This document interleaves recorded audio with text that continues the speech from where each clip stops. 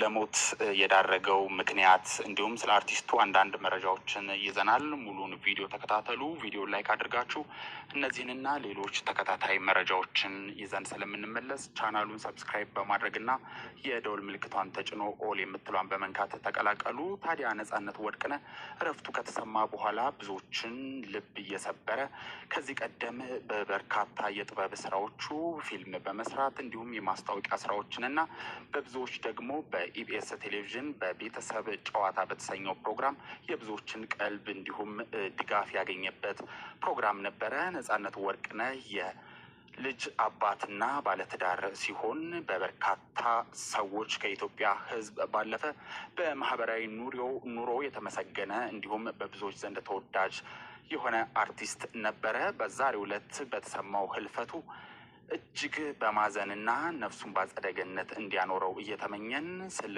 ሞት የዳረገውንና አንዳንድ መረጃዎችን እንቀጥላለን። ታዲያ ነጻነት ወርቅነህ በኢንስታግራም ገጹ ህይወቱ ከማለፉ በፊት የገለጻቸው ነገሮች ነበሩ። ታዲያ በ300,000 በላይ ተከታይ ባለው የኢንስታግራም ገጹ ለመጨረሻ ጊዜ ከለጠፋቸው መልእክቶች መካከል እንደምትመለከቱት አንድ ሰው ምን አለኝ ብሎ ይጀምራል። ገንዘብህ እና ጤናህን ስታጣ ምንም አታጣም። ባህሪህን ስታጣ አንድ ነገር ታጣለህ።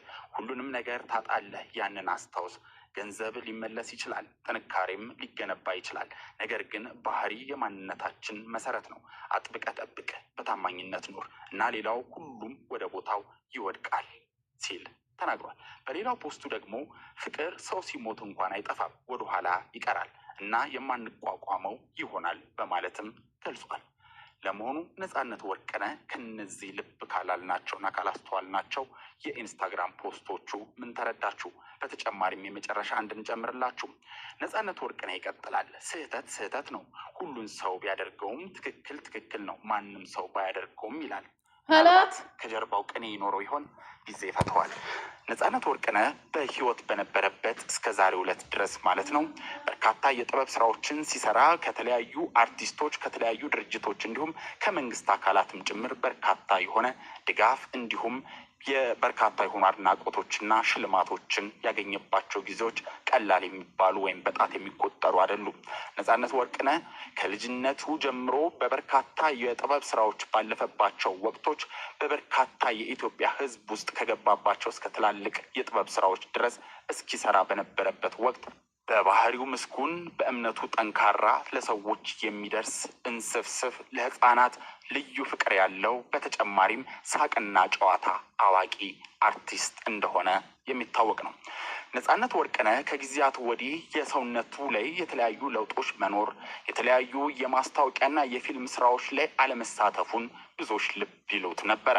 ታዲያ በኢቢኤስ ቴሌቪዥን ሲተላለፍ የነበረው የቤተሰብ ጨዋታ ፕሮግራም ላይም በርካታ ለውጦች በሰውነቱ ላይ ማየት ከጀመርን ውሎ አድሮ ነበረ። በተለያዩ ኢንተርቪዎቹም ጤናው ላይ ትንሽ እክሎች ሲያጋጥሙት እንደነበረም ከራሱ አንደበት ሰምተን ነበረ።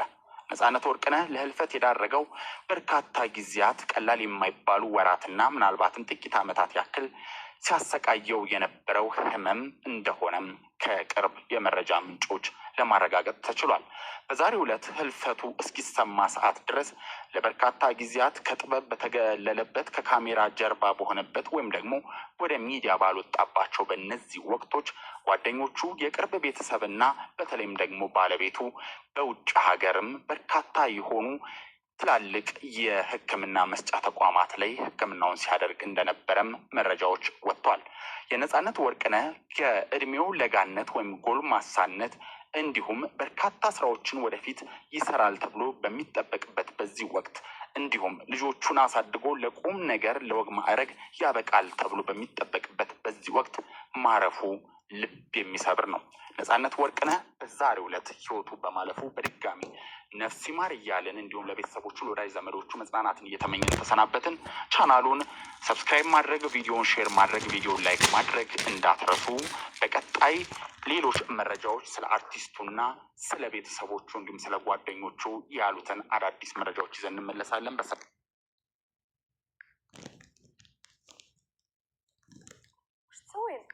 قاعد اكتب اغراض العنايه، مكياج وكريمات. يلا اعطيني كل اللي تبغينه. احتاج كونسبت.